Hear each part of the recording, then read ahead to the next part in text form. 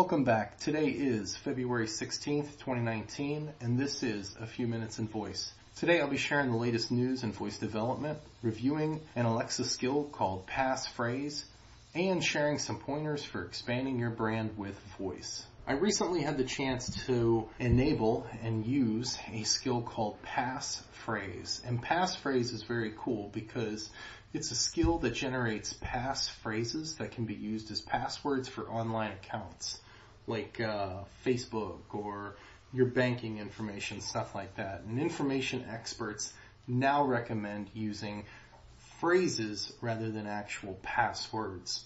Each one of these passwords will contain a 3-digit number on the end of it, which then will increase the complexity of the actual password itself. I think this skill is very interesting. It just spits you out a 3-word combination based off of probably an array, and also a 3-digit number probably based off an array. You are able to go back and actually have her say it slower if you didn't catch it the first time.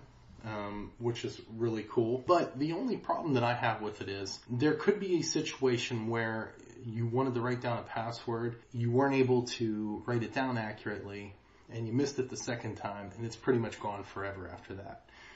They didn't use any skill cards. And I think they may have done that on purpose. If they would have used what is a simple card, it wouldn't have had a logo.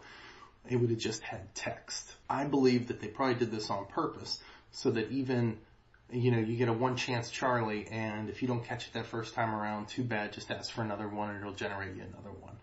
So I think that was sort of their intent, to have no liability as far as people grabbing your Alexa app, going back and looking at, oh, passphrase, what's this? Oh, this, and next thing you know, they're logging into your Bank of America account.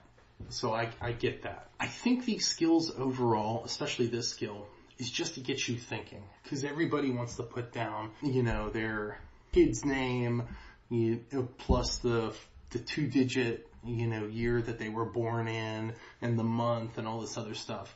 And that's cool, but that's kind of quasi predictable. This stuff is throwing you out some very interesting words in order to paste them together to create a passphrase. So I do think this is a very cool skill. I do like it. I don't believe there's much there. Like I said, they're not spitting out any sort of skill cards or anything. The skill is very, very bland per se, but it does work. It functioned properly for me, and I'll be leaving it a 4 out of 5 star review once I complete the recording of this podcast. So that was my take on passphrase. I do recommend that people go ahead and give it a shot, especially if they're hitting that thing with their online banking where they're like, hey, you haven't changed your password in 4 years. Do you want to change it? Little things like these are where it's at. This is how smart assistants can help us through our daily routines, by assisting us in ways that we can't even think of. So kudos to these guys and gals, and good job on the skill. There was a big announcement that was made by one of the chief evangelists, David Yitzbitsky. So this came out approximately 3 days ago, and it said, excited to announce that anyone can create and publish Alexa skills in minutes with no coding using blueprints. The initial reaction is, this is the greatest thing since sliced bread. God bless America, But for me, I say proceed with caution. And especially at the developer level. What Amazon was creating, or did create, was essentially a market for developers to create these skills. Complex ones are still going to have to be managed and maintained at a certain level. We all know that. But let's say you were a small town bakery and all you wanted was your logo, directions, contact information, social media presence information, maybe a video and some audio clips or something, and maybe a slideshow or something to pop up. That could run you somewhere ballpark of a few $1,000s, right? What Amazon effectively did, in my mind, is kill all of that.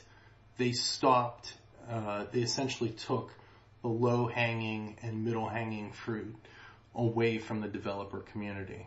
Now, there's going to be some people out there that'll say, well, people give it a shot and they'll come back and they'll need somebody to help them do these things. And that may be true. Maybe I'm a negative Nancy, but I believe that this is a harbinger of things to come. I believe that one day you're going to make a skill and you're just going to talk to the machine and be like, hey, make a skill. I want all this FAQ data to be uploaded.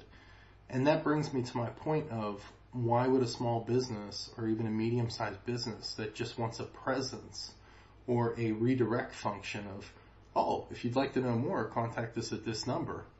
Why would they even bother with a skill agency if they can watch a 15-minute video on YouTube on how to do it themselves?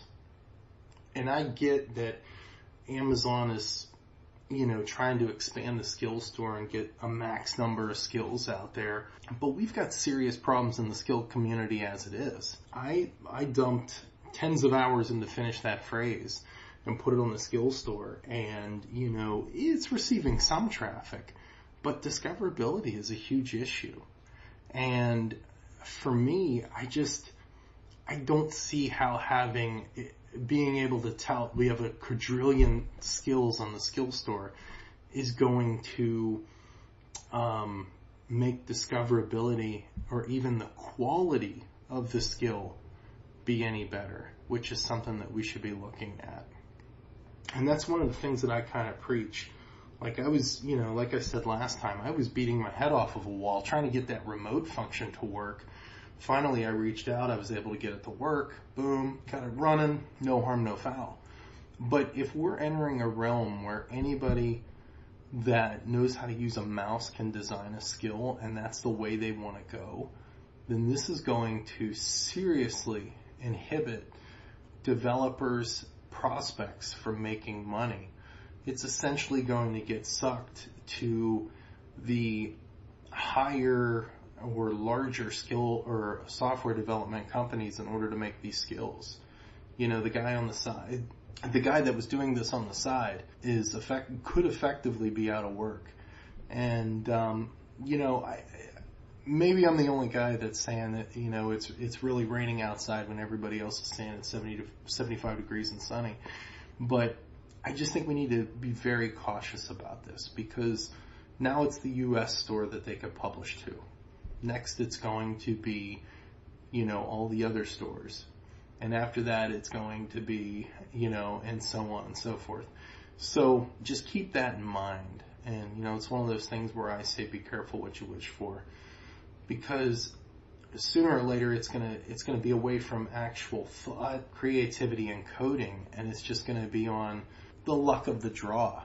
And it shouldn't be like that.